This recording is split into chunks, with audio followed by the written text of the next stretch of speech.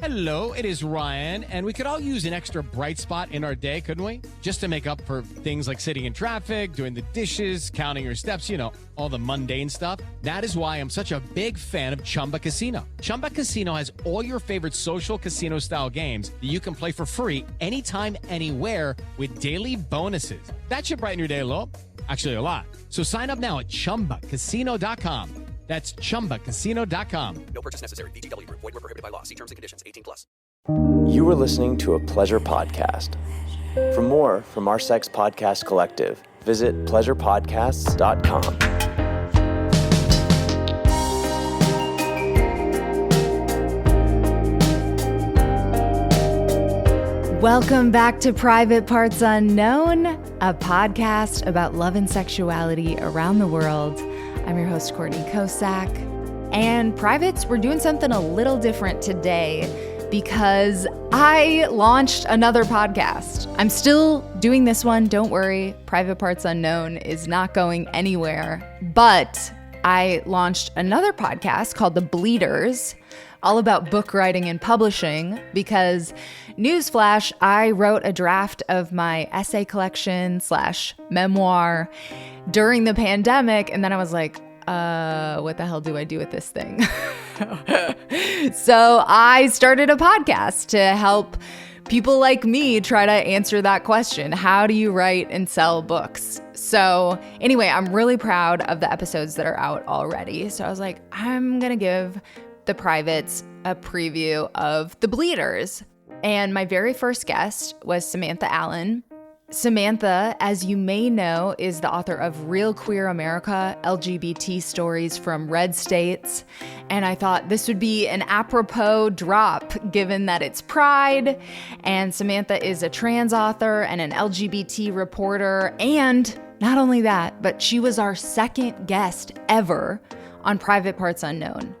So I love the synchronicity of that, and it was amazing to get to talk to her again. And I think the conversation, even though it is, primarily about book writing and publishing, covers a lot of queer ground. So I thought it would be totally at home on this feed.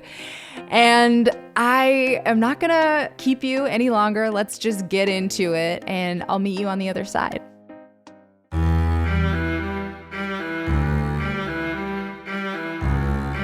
I do feel like even still, online writing is devalued.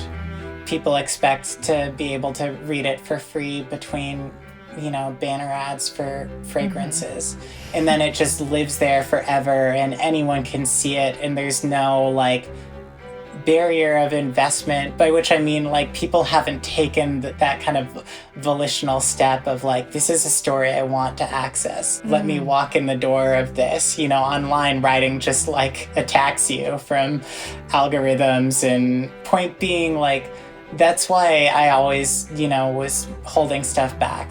For me to tell stories like that, I want to do it in a way that feels valued, in a way where it feels like it's getting a showcase, and in a way where it feels like it's being treated as a meal and not as a snack. Oh my God, I could not agree more with that sentiment. Sometimes a paywall or a book you have to go to the trouble of ordering or checking out at the library is a beautiful thing. That was today's guest, Samantha Allen, and let me tell you, she is a full meal. We had such a great conversation, and she kept it really real about the business of book writing. I definitely could not have afforded to do that trip without the book advance. And I mean, since we're talking shop, I'll speak frankly and say I think I spent maybe a quarter of the book advance on the trip, or more. This was a real labor of love. Samantha shared so many nuggets of wisdom for writers. We talked shop about writing and publishing start to finish, book advances, audiobooks, and her Audible original, plus her foray from nonfiction to fiction, and more in today's episode. There's nothing to writing. All you do is sit down at a typewriter and bleed. Welcome to The Bleeders, a podcast and support group about book writing and publishing. I'm writer and podcaster Courtney Kocak, and each week I'll bring you new conversations with authors, agents, and publishers about how to write and sell books. Hi, I'm Samantha Allen. I'm the author of Patricia Wants to Cuddle and Real Queer America, LGBT Stories from Red States.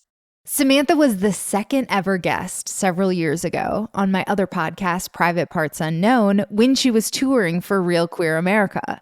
And I'm thrilled to have her back as the very first guest of The Bleeders. And it's perfectly synced because her debut novel, Patricia Wants to Cuddle, is coming out later this month. Hello. Hello, how's it going? Good. How are you? I'm doing well. Is that the same apartment that I came to the last time? Yes. Yes, it is. Oh my God. It's so good to see you. And I feel like I've just been up in your work for like a week. So this will be really fun. I'm kicking off every interview with these same 5 questions. It's a speed round to introduce you to the author before diving deeper into their work. Plus, it's just kind of a fun study. So, when did you first identify as a writer? I still don't. I identify as a weird little idea gremlin.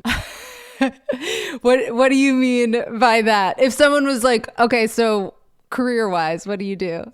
I would say I'm an author and editor, I guess. But, like in my heart, I know that I'm just hunched over a laptop, like eating takeout, vomiting out words onto a screen and hoping that they mean something. What is your all-time favorite book? The Left Hand of Darkness by Ursula K. Le Guin. What is this book? This is a science fiction novel by the author of the Earthsea trilogy. It's about an ambassador of kind of like a future interstellar federation who's kind of tasked with getting new worlds to join the Federation, and he's working as an envoy on a planet where there's no real gender. Like, people kind of flip between genders depending on where they are in like a reproductive cycle. So there's some fancy alien term for it, but like once like a month, people for a week will shift into like some kind of reproductive role, and otherwise they kind of look androgynous or something like that. And so the book is, about a journey that the envoy takes with one of the locals on the planet, but it's also about like how someone who comes from like a binary gendered system interacts with this world where it means something totally different. Fascinating. When did you first read it? In high school. I was like a huge science fiction nerd in high school, just like mainlining the stuff, Heinlein, Arthur C. Clarke, Ursula Le Guin, Orson Scott Card, etc. Yeah. Did the gender stuff at that point, like, was it expansive for you? Oh, I'm sure it was planting little seedlings for me coming out as a trans woman. But at the time, like science fiction was this like world where I could encounter like thrilling, expansive new ideas like that. Because, I grew up in like a Mormon house. Right. So like science fiction and fantasy novels were often not just portals into like fictional worlds, but like into different ways of thinking about and structuring reality, which was, nice to daydream about. I love that. Okay, what is your dream fantasy writing routine?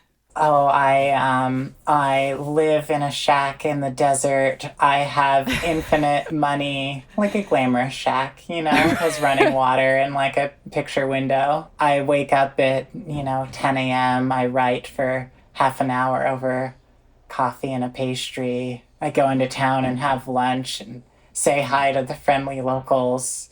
I go back home and I write for another hour or two and then take a long walk outside. And somehow through that, I am a best-selling, multi-book author. Yeah, that's the fantasy. Okay, so what's the real writing routine? The real writing routine is like 10 p.m. to 4 a.m. hunched over a laptop, just like sweating and I don't know, feeling pretty miserable and just like wishing my brain could put the words together, forcing myself to put them down on the page, and then like spending the next 2 days shaping them into better versions of the words they already are. When you did journalism, you had to like churn stuff out regularly. Are you a steady writer or are you like write in spurts? With books, I write in spurts. So like, I will spend a weekend just like going bananas on it, and then I won't look at it for like a week and a half because I like feel too bad about it. Or yeah, I'm very much a binge writer, I guess, like the reverse of like consuming a Netflix show or something. I'll just like produce, write, rinse my brain is what I call it. Let my brain get smooth again. Just no ripples, just pure silly putty. Okay, one piece of writing that makes you jealous you didn't write it. My brother-in-law is a novelist, and I am deeply jealous of his work. He wrote the books Elders and a book called The Radicals, and Ryan McElvain is his name, and he writes with just like that beautiful kind of literary ease that I covet. I feel like I have to try to be more sophisticated in my prose, and an author like Ryan just kind of will, he even writes his books by dictating them, like walking. I've heard him do it, like, when we've been in the same house before. Into his phone? Yeah, or he has some software, and so he'll be like walking around the house just like muttering to himself, and then you read the book and it's like, oh, this is what you were like saying while you were like getting a glass of orange juice from the fridge downstairs. You were writing like something this good. Yeah. That's amazing. Hey there. Did you know Kroger always gives you savings and rewards on top of our lower than low prices? And when you download the Kroger app, you'll enjoy over $500 in savings every week with digital coupons. And don't forget fuel points to help you save up to $1 per gallon at the pump. Want to save even more? With a Boost membership, you'll get double fuel points and free delivery. So shop and save big at Kroger today. Kroger, fresh for everyone. Savings may vary by state. Restrictions apply. See site for details. So book-wise, the first book that came out is Love and Estrogen. Did you write the books in the order that they came out, or did you have one that you like sat on, or what was the order? They were written in the order that they came out. I had the idea for my most recent one 2 or 3 books ago, though. So, yeah, Some are gestate for different lengths than others. Yeah, Love and Estrogen, definitely, though, the first. Okay, so let's start there. What's the premise? Love and Estrogen is a story about my wife and I meeting in an elevator at the Kinsey Institute. It's a love story. It's short. It's like 8,000 words. So it was part of a collection. Anyway, it's basically like part trans memoir, part love story, because I met my wife when I was like 6 months into my transition. So very much a time of change for me, psychologically, bodily, etc. And then I'm thrust into an elevator with, this amazing queer woman who wants to hang out with me. And so it's basically about like a beautiful summer, but also about kind of navigating that relationship and figuring out how and why it was going to last. I fell a little bit in love with both you and Corey listening to it. And you actually voiced, we'll get into the rest, but you voiced that. And it's a part of this Real Thing collection. So did you have the idea and then pitched it to them? Did they come to you? How did it all come about? Yeah, so I used to work very briefly at a digital media outlet owned by Univision, and my editor there, a woman by the name of Danielle Friedman, was editing this collection, putting it together. And so she was tasked with like finding, a diverse group of interesting love stories. I think she knew basically just the detail that Corey and I had like met in an elevator or something like that, and just kind of approached me and was like, is this something you'd be interested in? And yeah, I definitely was. I mean, this was at the time the longest piece of writing I had done, so I found it daunting. And most of my writing to that point publicly had been like journalistic writing, not memoir. And so for me, like a big part of the hurdle was I was like, well, where's like the public interest in this? Like, I felt like I had to like justify it like existing or whatever. And then I realized like, oh, I can like just tell a story. Like a story well told has value in and of itself. But like it definitely took me the entire process of writing that to realize it. I love it so much. It's like just such a beautiful little, what is it, novella length? I don't even know. Maybe a little Probably shorter. even shorter. I'd call it like a short story, I guess. Yeah. But broken up into little chapters. How did you approach the writing of it? And did you have that like kind of length as a target when you set out? Yeah, I had a length demand. I think it had to be like under 8,000 or something because it was part of a collection. They wanted the whole thing to just be like breezy, bite size. It had simultaneous, audiobook release. They wanted it to just be like, here are little stories you can like snack on, like, you drive to work and back and you can hear one of them in that time or something like that. So yeah, I kept it short, and I think I told it in kind of like vignettes, just like little moments from that summer that chained together, painted a picture of the relationship. And part of that was a function of like how tight the word count constraint was, is like I wanted to pack as many stories and emotions as I could into that time. And if I were just kind of like chronologically, comprehensively detailing those like 2 months together, it would have gone over.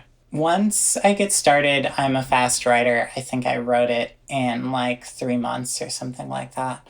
So like I'll just get going. Usually it's like, I just latch on to like a feeling or an idea. And once I have that, like I get it out and then I wait for the next one to occur to me. And it's not always predictable when or how that will happen. And then, I get that one out on paper as well. But yeah, that was kind of the process. And it went pretty fast.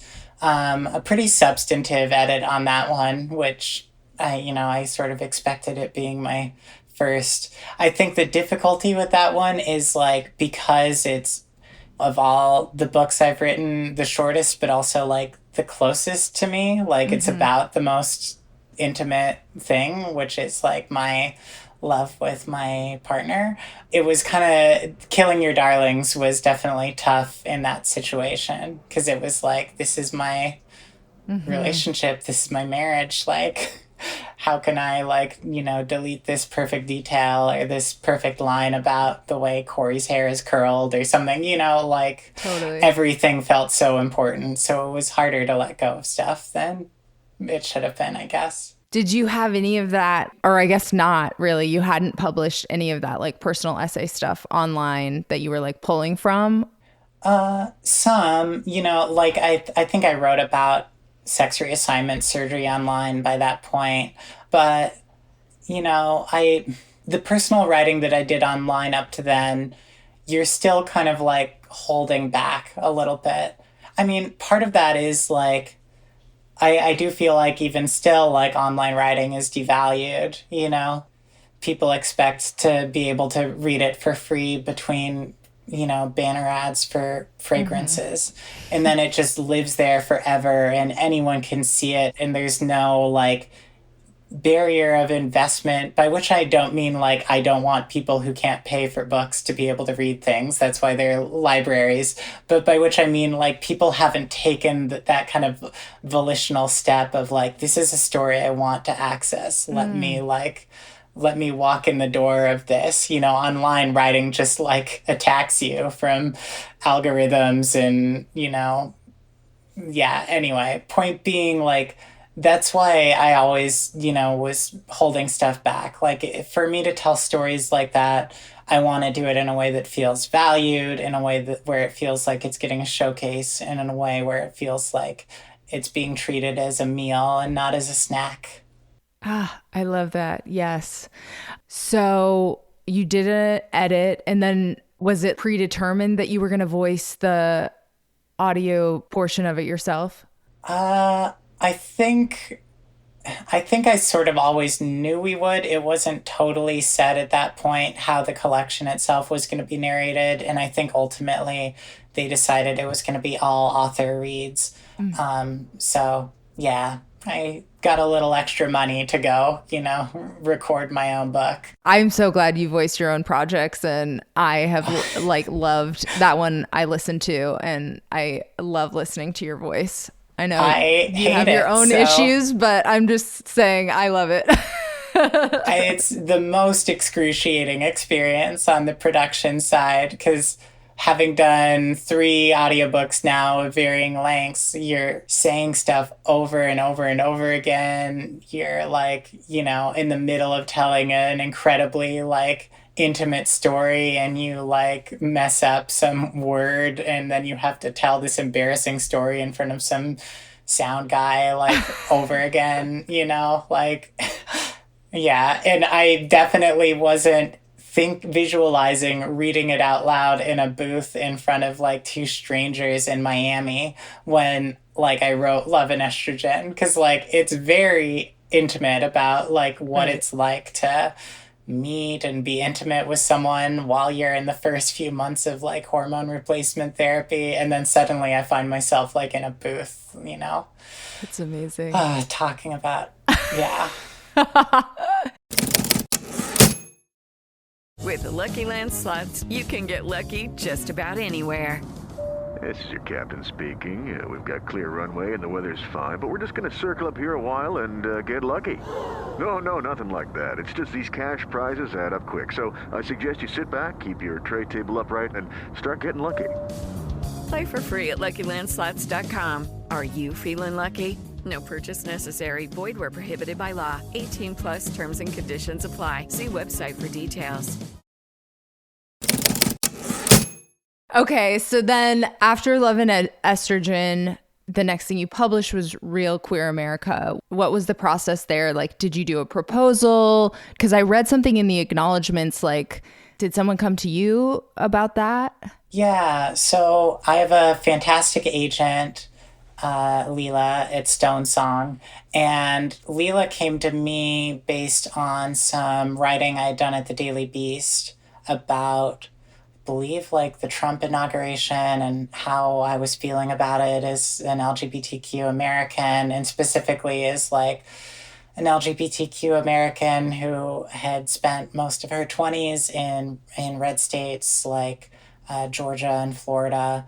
And yeah, I mean, this was one of those rare, and I feel lucky and privileged to have had this experience at situations where, an agent reached out to me and wanted to sign me and work with me to develop a proposal.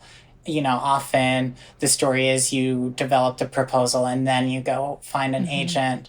I think I always had that in the back of my mind as something I wanted to do, but I didn't feel, I don't know, qualified enough, or I found the process intimidating, or I probably would have just kept doing online journalism for years and years before I ever felt like I had the confidence to try to approach an agent or something. But yeah, so my agent worked with me to develop the proposal for Real Queer America, which, was a road trip book kind of going across conservative states, meeting and interviewing LGBTQ people. It had kind of the hook in the tie-in of being related to the online journalism I was doing at the time, which definitely helps getting published if, your book is relevant to the writing you're already doing. Yeah, that's kind of how that came about. And actually, chronologically, I signed with that agent before Love and Estrogen came out. We were working on Real Queer America as a proposal, and then Love and Estrogen came up as something I could do quickly beforehand, basically.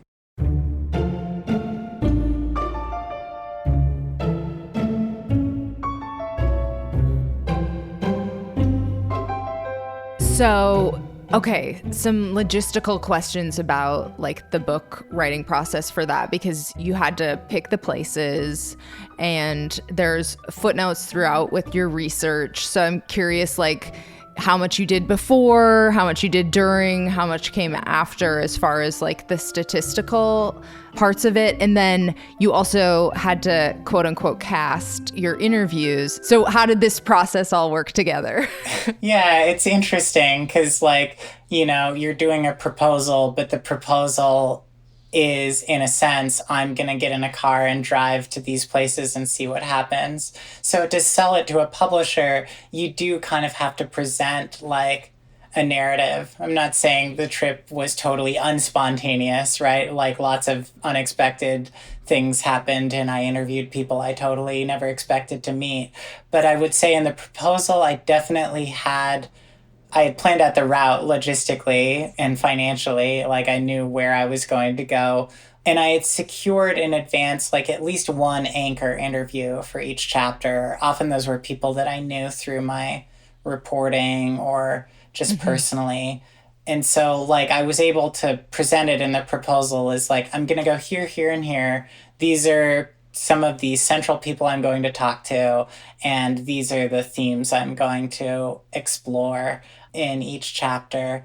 And that more or less held, you know, I scrapped some of those plans to do anchor interviews because I found myself getting more interested in like people I had met along the way. But yeah, I sort of needed to present it as like, I'm going to go out and have a totally spontaneous road trip, except don't worry, I like will deliver, you know, right, an actual book. Yeah.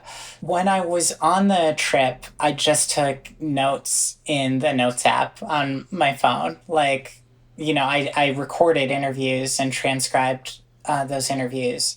But like in terms of actual writing, I was just writing down feelings, impressions, moments that made an impact on me. Often I would leave a state or however many states I was putting in that chapter with like a pretty strong notion of like opening and closing images or anecdotes for that chapter. And then it was when I got home that I kind of filled in all the interviews, all the details, that kind of thing. And at the time, working in online journalism, covering like LGBTQ rights under Trump, all of that was stuff that was at the top of my head because I was linking to it and citing it right 5 million times a week. In the version that I have, there are actually pictures from your trip.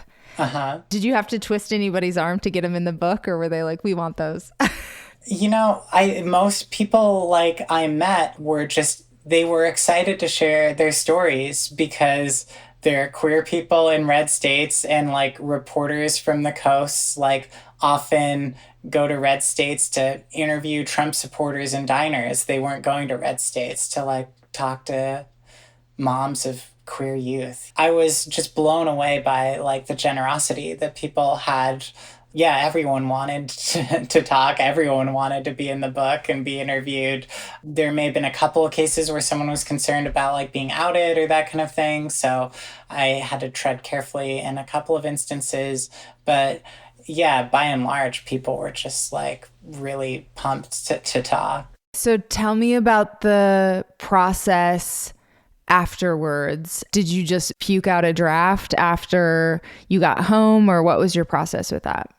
I think that I got home from the trip in like July or early August of 2017, and I had filed a full draft in December. So yeah, it was again a situation of like I went fast. I like to go fast, much like Sonic the Hedgehog, you know. I'm sorry, I don't know why I said that.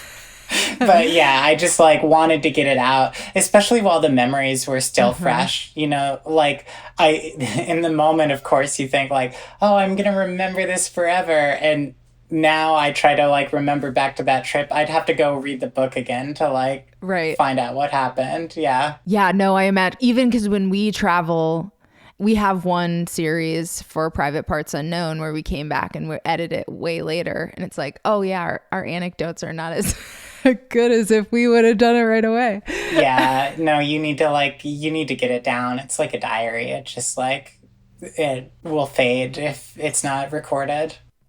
And then how substantial was the edit on that first draft? That one was pretty straightforward. How it appears in the book is pretty close to how it appeared in the draft. A few chapters restructured, things streamlined, etc. But like, this was like right in my wheelhouse in terms of it being pretty similar to what I was doing online, just with like a more personal framework, because it's kind of like half memoir, half the road trip. It seems like maybe at the beginning, a couple pieces were online, or like maybe the intro. How did you approach repurposing those? Well, I had to talk to the Daily Beast and say, can we use some of the intro, and with a credit of portions of this introduction previously appeared in this article, and they were fine with that. There were just like a few paragraphs of that article where I was like, I'm not sure I can say it any better than I said it here, Right. Yeah, I was happy it was just a little bit. I didn't want to do a book where it was just like all things I had previously written before. So even if I had like interviewed someone before I met them in the book for like an article online or whatever, I would say that I had met them before, something like that in the book, or like talked to them before. But all the material in the book was from the new interviews and that kind of thing.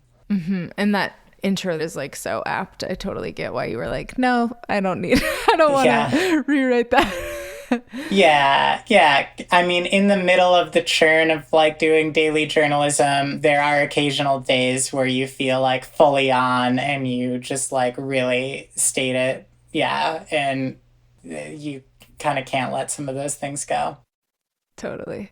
So then the publishing experience for that book, was it already at Little Brown before you took the trip? Oh, yeah. I definitely could not have afforded to do that trip without the book advance for it.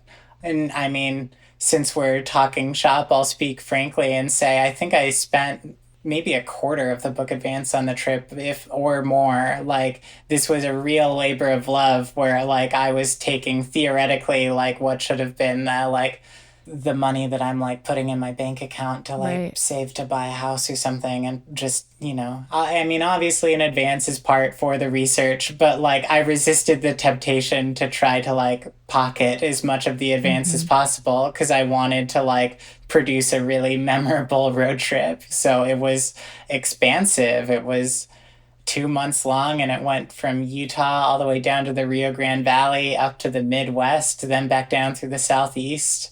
That was a lot of gasoline and rental car and, hotels and that kind of thing. So like, yeah, it was a labor of love. It was a costly endeavor, and there's no way I would have been able to do it if I hadn't already placed it before then. Oh, thank you for that candor, because I was reading it, doing a little of the math, and I was like, this is not cheap. Like, you were out on the road for a long ass time.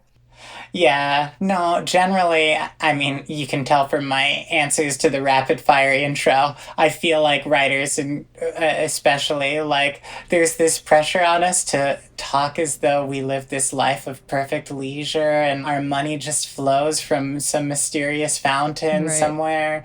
There are definitely people for whom there is a mysterious fountain called generational wealth. I'm not saying you can't be a good writer or you're a terrible person if you have access to that money. I'm just saying it's a different experience. And by and large, I think it's good for people to be open about the finances of all this, to like help people have realistic expectations about the life of a writer or a weird little idea gremlin, as the case may be. Yes. Okay, so you toured for Real Queer America, because I feel like I met you kind of during that time is when we interviewed you for the podcast, or right after? Yeah, I think I was down there doing the LA Times Book Festival, and I saw you after my panel, or I think probably the same day of it. But yeah, so I wrote the book in 2017. It came out in 2019. And again, like, this was my first like hardcover traditional publisher book experience. So like I was just so psyched to be doing it that I wasn't thinking about what happens when it comes out. And then, it comes out and I was on Morning Joe on the update. And then I did a 15 city book tour that took up most of 2019. And it's I did the trip all over again, but in planes instead of cars. So yeah, it was a whirlwind for sure. Amazing. How was Morning Joe? Terrifying. I was definitely hyperventilating in the green room, going to pee a million times to be sure that I wouldn't have to pee while I was doing my interview. A little bit of pressure was taken off because it was a pre-tape. So I wasn't talking live. I was just doing it and then they were going to air it on Friday's show or something like that. So yeah, but really a terrifying experience.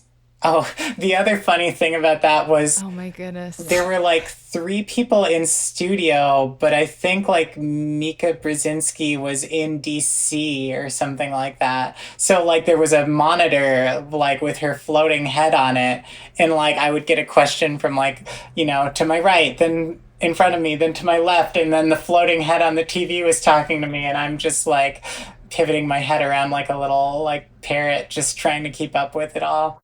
Oh my God. Whew, that would stress me out. Reaction wise, because you're right, Real Queer America was pretty hard to miss. So did you wind up coming out to people that you hadn't previously, that just weren't in your life for a while? Or what was the reaction in that way? I would say I was pretty much out to everyone. I think maybe the book reached a few people from my Mormon past who I had lost contact with or that kind of thing. And I think, true to the themes of the book, I was pleasantly surprised by the number of people from Mormondom in my life who started sending follower requests on Instagram or friend requests or something like that. Yeah, definitely wanting to connect again. I love that. Yeah, it was sweet. So the response was overwhelmingly positive? From my friends and family, certainly. I would hope so. I think readers liked it too. And most of the trade publications liked it. Yeah, no, I was just totally blown away by that experience. It's not the piece of writing that I'm proudest of. When I read it now, I'm why this metaphor here? Couldn't you do this more elegantly or that kind of thing? But it definitely got noticed and got read, and that just remains an incredibly humbling experience to have a book that kind of gets seen on that scale. For sure. Yeah. Well, I just read it and I thought it was wonderful again. So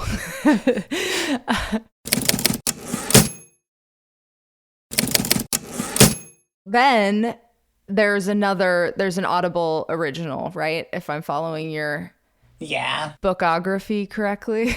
My oeuvre. So M to WTF, tell us about that. Yeah. First of all, I'm so happy that I got that title to be published on Audible. Yeah, it's a play on M to F with WTF. It's kind of inscrutable.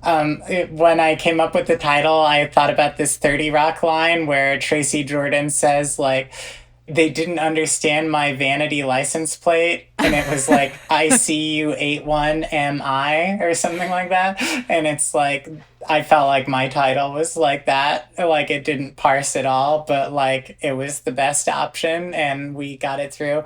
Anyway, this came up pretty quickly after Real Queer America. I wasn't really sure what to do for my next traditional comes in between a cover kind of book. And I heard about Audible taking pitches for originals, and my agent sent in a pitch that was basically just what if we did a really irreverent trans memoir? Something that just told embarrassing, funny, weird, quirky stories about that experience. And, it's been done before. And like many trans memoirists have been funny or had moments of levity in their work, but there was often pressure kind of in earlier times of like, well, this is also a representative of our community. We need things to be like taken seriously. So it's always a balancing act between like having a personality and like being a good representative for your community in a transphobic world. And by the time M to WTF, I was writing that, it was 2020. I was like, maybe we can like let our hair down a little bit with this and be just body and weird. Like I've always had the dream of, wanting like a Judd Apatow movie with like a trans protagonist or something like that. Something that just feels like real and adult and like R-rated in the way that like adults talk to each other is R-rated, but with trans people involved. Because while, it's so important to have sensitive portrayals and like, really moving dramas and that kind of thing, I've always wanted to see stuff like what's happening with like kind of gay representation now, like Billy Eichner getting a rom-com or the Fire Island movie that's coming out. I want to see that representation with trans people. And so M to WTF was kind of my little flag in the sand in that respect of just kind of like a short, silly, pretty insubstantial thing. I couldn't help but have it be poignant in places, but I just wanted it to be, again, like that enjoyable thing you could listen to on your commute home. And yeah, well, I was just going to say, it definitely has poignant moments. I loved it, and I think someone should take it or buy it from you as IP and make a show. If you're listening, producers, give me a call. So what was how was that first draft and editing process for that one? By this point, the preciousness that I had over Love and Estrogen was entirely gone. Like lately with that and my most recent book, like when an editor sends back a draft, I highlight the entire thing and I hit accept all changes. And then I look at it from there. And, I'll of course read through it once to see if like there's anything I really want to keep. But I think there were maybe only 2 or 3 things where I was like, I want to fight for this one. I learned by then to kind of like embrace the collaborative process that is editing. So yeah, I think with that one, it was just tightening, shortening things up, reworking a couple jokes that didn't work, that kind of thing. Did you work with a new editor on each of these books? Yeah, I've had different editors for all 4. Was it already set up when you wrote it as an Audible original? It was always going to be Audible. And it actually, the manuscript was accepted right before COVID started. And so then the question was, where and how are we going to record this? And at first it was that like 2 weeks to like stop the curve. And then maybe we'll, like it kind of felt like, oh, maybe this will just delay it by a month. And then it became clear like, oh no, like this is going to like go on. And eventually over the summer, I think they did this with many authors who were working with Audible and other audio production companies. They mailed me like a spy suitcase full of like equipment that I set up in the corner of my tiny apartment, like rudimentary soundproofing, blanket hung up in the corner, pop screen, like all that kind of stuff. And then like, depending on the way the wind is blowing or whatever, like the airport will sometimes direct planes like right over the part of Seattle that I live in. And that happened the week that I was like recording this remotely from my home. I'm surprised it turned out as well as it did because it was recorded in literal like 75-second bursts between planes landing at the Seattle airport. Ooh. What a nightmare. Did you have a producer still, or were they just like, you're your own producer now? Yeah, no, there were people on the other end of the headphones because the machinery was so like complicated and it had to be ported into like their headquarters or whatever. It was just like on, and the corner of my apartment for a week. So I would just like wake up at 8 a.m, have a glass of water and like go put on the headphones and be like, "Are you there?" And they'd be like, "We're here." Like, oh my it's God. like they were just, surveilling me. Did you do anything for the release of that? Was there any sort of event around that? No, because it came out in like October 2020. So like, COVID's still in pretty full swing at that point. But the thing about working with like Amazon on that end is like they can flip a switch and make sure everybody sees it. Right. So I think of all my books that I've written, it is probably the most widely quote unquote read. It blows me away. Like every week I get an email from someone who's listened to it and like wants to say something about it, or I think at some point I present like a list of questions I have about like the modern experience of being a woman today or something like that. And people like will email me back like answers to those like ironic, like sardonic questions or that kind of thing. But yeah, no, it traveled way beyond what I ever imagined.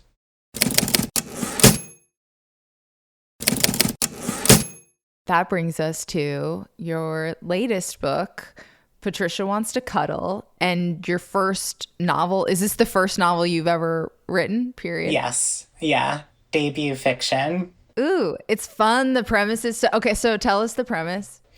The premise is reality dating show gone terribly wrong in the Pacific Northwest. And, I go look at the cover if you want mild spoilers about what kind of danger they might encounter. But yeah, the idea for me is like I binge watched The Bachelor and Love is Blind and Too Hot to Handle and like all of these reality dating shows. I also love slasher horror movies like the Halloween movies, Friday the 13th, etc. And for me, this was just kind of a marriage of those two things. And much like reality dating shows, slasher movies are also elimination style. So it just felt like a natural pairing of genres to me. Was anybody like, hey, can you actually go back and do like another nonfiction? Like, was anybody trying to get you to stay in your lane? Oh, I think my agent was fully expecting me to. And I sort of wrote like a proposal and half of another proposal for different nonfiction books that like my heart just wasn't in them, like for me to write a book, like it needs to like really light me up because you're going to live with it and it's going to be like your life for 3 years because first you're writing it, then it's going through edits and then you're like publicizing and marketing it. So you have to really like the idea to do it. With like Love and Estrogen and MTWTF, I'm not saying I didn't like the ideas, but like you live with them for a shorter time. You just write it down, they come out. There's a little bit of publicity, but not as much around as would be around a traditional release. So yeah, for this, it was just like, I needed to really want to do it. And the nonfiction proposals I was writing after Real Queer America, I'm glad that we didn't get the go ahead with them because it's like, I didn't want to write them anyway. Yeah. Okay. So what was the process with Patricia Wants to Cuddle? And it wound up at Zando, which I didn't know. I'm educating myself on the publishing world now, but yeah, tell me about that too. Yeah, so Zando is a new publisher, independent publisher. Their first few launch titles are coming out now, and then Patricia will be their third title ever. And their idea is like championing books that need to find an audience and like connecting them with partners. So they have imprints from like Sarah Jessica Parker, Gillian Flynn, Lena Waithe. And so their idea is like discoverability is so hard with books these days. Like it's so hard to like really connect with an audience and put something in their hands and say like, you need to read this. Traditional publishing still struggling to do that. And so Zando, independent publisher, started by a woman named Molly Stern. Their whole idea is like, well, what if we're able to like produce books that then partners can be like, you need to read this, and because these partners have followings and marketing power and publicity sway, like that just like helps. I'm like a huge fan of what they're doing over there. I love Zando. I love my publisher. I have a Zando hat. I wear it, you know. Yes. But yeah, so, and like one of the reasons why I love them so much is because they give a book as really weird as Patricia Wants to Cuddle a home, you know. I didn't know where it would wind up when we started the process. I was not known for writing fiction. When I first started writing it, my email to my agent said, like, you're going to think I'm losing my mind, but I'm writing a book where, like, a monster murders reality show contestants. Well, do you think we can do something with this? And I think she was a little hesitant at first, but then ultimately became like, you know, Patricia's biggest champion. And now here we are. Amazing. So tell me about the first draft. And also, did you know from the beginning, because you follow different characters through the chapters and you do a fun like chat room style kind of format stuff, like when did those elements come out for you, like fully formed, or was that something that came out in the edit? This was definitely the most arduous process for me, book writing wise. Fiction doesn't come naturally to me. Sort of had to pretend in my head like I was reporting on what was happening to people, just with incredibly vivid language, fake people that were in my head. So initially, the fake reality dating show in the book is called The Catch. And initially, when I started writing it, it was just about alternating perspectives of the women on the catch. And I think in early drafts, I had sections written from the perspective of the host and then the catch himself. But those didn't survive the final draft. Anyway, like the interstitial sections where I have like blog posts of catch fans writing their feelings about the contestants, those came in later. It felt thin without it. Like I wanted to flesh out the world more. And what I was finding was because I was building this fake world from scratch, I kind of needed a way to establish that this is a show that people watch. This is a show that is like a cultural icon in America. The forums and the other interstitial sections came as a way to like do that. And it also, this is a little craft trick with it. It gave me a way to do exposition and get all the exposition out of the narrative. So like introducing characters' names and occupations and a bit of their backstory can happen with the fans talking about them on the forum. Because when I first started writing it, you know, you would introduce a character like Lila May, and then you'd have to have those big, long, clunky paragraphs of like, Lila May was a beauty queen. She won Miss Dallas-Fort Worth in 2018, like blah, blah, blah. Like you're just like writing their resume. Maybe some writers are able to do that elegantly in ways that don't require fake blog posts between chapters, but it was my little sweeping things under the rug trick. But then I also genuinely embraced what it added to the book to have these little like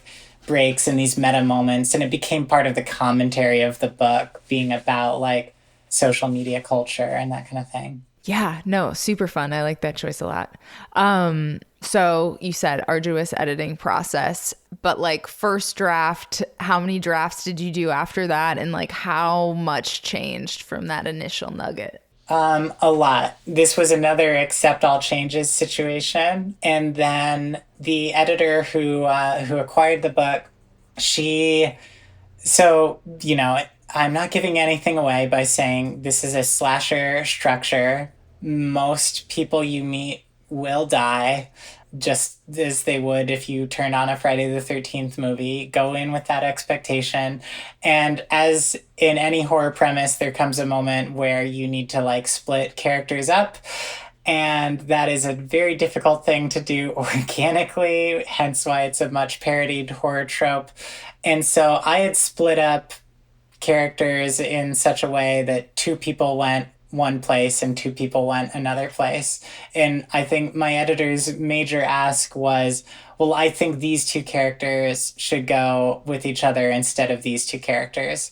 So essentially, like, from that point in the book on, like, I didn't have to fully rewrite everything. Like, some of the premises and scenarios stayed the same, but different characters were now in different places and saying different things, and the scenes would unfold differently because they were different people involved and they'd talk about different stuff together.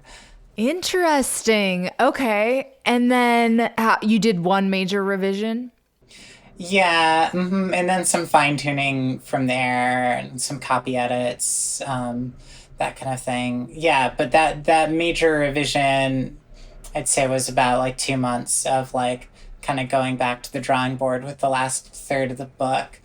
Yeah, and then I think we also got rid of sections that were written from the host of the show's point of view and from the catch himself. I mean, all of the characters in the book are hateable to a degree, but they were especially kind of loathsome, and I think it wasn't really fun to see the events through their perspective. Sure. Yeah, my catch is not a catch. He is not a desirable option, as are many leads on reality dating shows.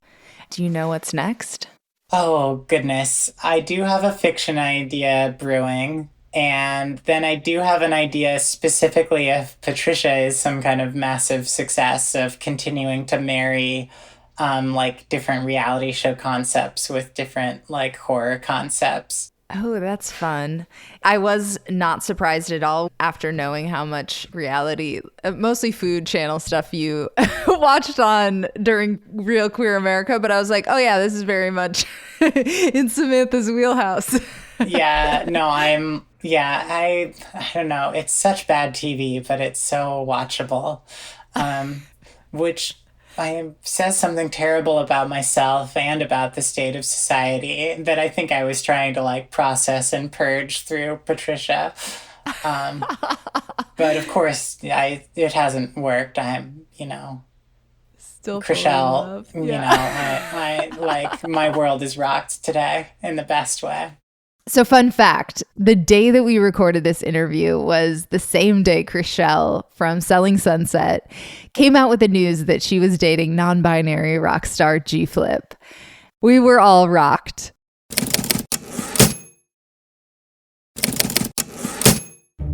And now for the postscript.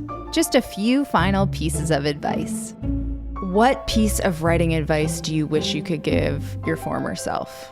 I would say be weirder, like a book like Patricia Wants to Cuddle feels closer to who I am, but I sort of felt like I had to put my most respectable foot forward, and part of that was strategy, but part of that was, I think, a lack of self-confidence on my part. And with Patricia Wants to Cuddle, I was like, threw caution to the wind and was just like, I'm gonna be my weird little self. Like, I don't care what you think about me making like a hyper violent, like reality show, like dark horror comedy. Like, this is me. Yeah. I love that. One tip for writers trying to get a book published. Write as much as possible, as widely as possible, to like be honest about the state of the industry. Like, it was incredibly lucky that an agent approached me, and then it's incredibly lucky from there that you're able to get a proposal accepted. It's a hard situation, and even instances of good luck have to be supplemented with like a massive amount of hard work.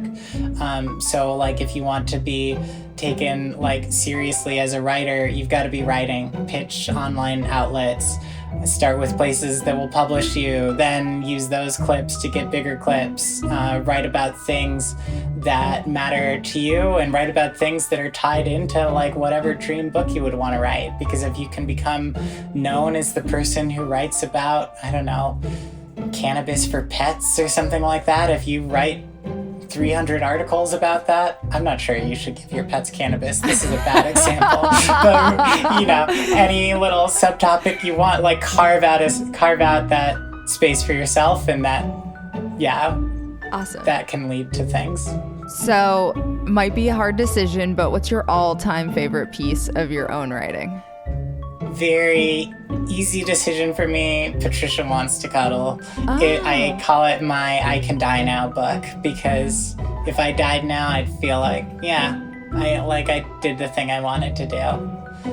Oh, amazing. I didn't know which one you were going to pick. I thought maybe Almost Love and Estrogen, maybe. I was going to guess. That is Corey's favorite, but it's also the one in which she features most prominently. So, yeah. I get why that's her favorite, totally. So, pre-orders, very important, right? This is what I keep hearing. Yes, that matters quite a lot to me. Zandoprojects.com, Zando, is where you can go, but you can also pre-order it from your retailer of choice, Barnes & Noble, Bookshop, Amazon. I have no judgments. I prefer you to get it from an indie bookstore. Ultimately, what matters most to an author's bottom line is that you do get it. So, please pre-order it from wherever you pre-order books. Amazing. And then how can listeners connect with you on the internet?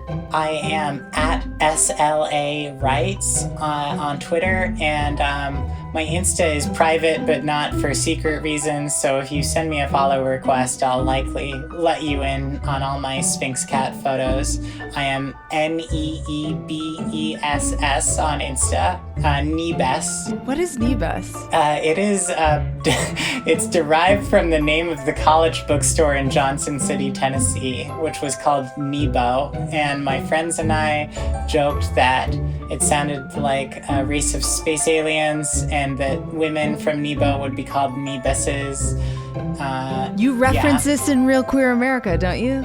I think so. Yeah, we did a photo shoot as Nebeses, just for the hell of it. Yeah. That's so funny. Okay, thank you so much, Samantha. This has been so amazing to chat with you. This has been lovely. Thank you for having me.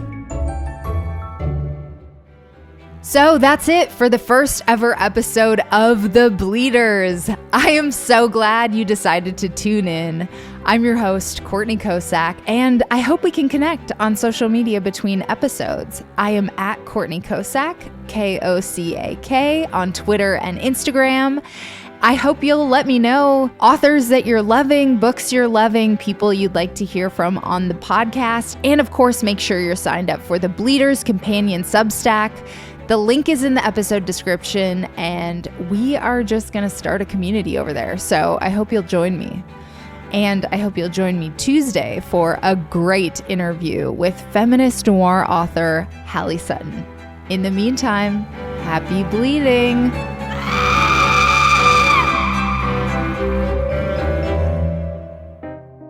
So that was the first ever episode of The Bleeders. I hope you guys liked it. I have been having a lot of fun with that podcast as well.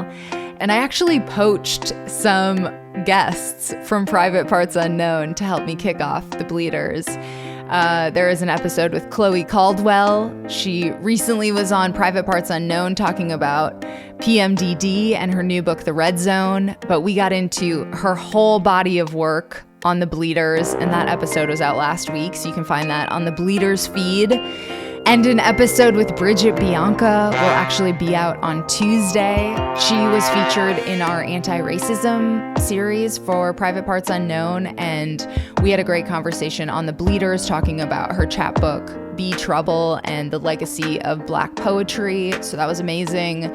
And there's a couple other guests that were once on Private Parts Unknown that you will hear on The Bleeders, and a ton of new folks. Hallie Sutton is a feminist noir author. Her interview is fantastic. And Hannah Howard writes food memoirs, also in the vein of Bourdain. So she was a guest on The Bleeders, and there's just so many fun people coming down the pike. So I hope you like The Bleeders and you want to continue listening. If so, just check out the links in the description. I'm dropping the link to the Bleeders feed and the Bleeders Companion Substack. And I'm going to be dropping a brand new Private Parts Unknown episode next week. So make sure you come back on Friday and tune in for that. Thank you so much, Privates. I will be back again, like I said, next week. And until then, I'm wishing you lots of horniness and happiness. Love y'all.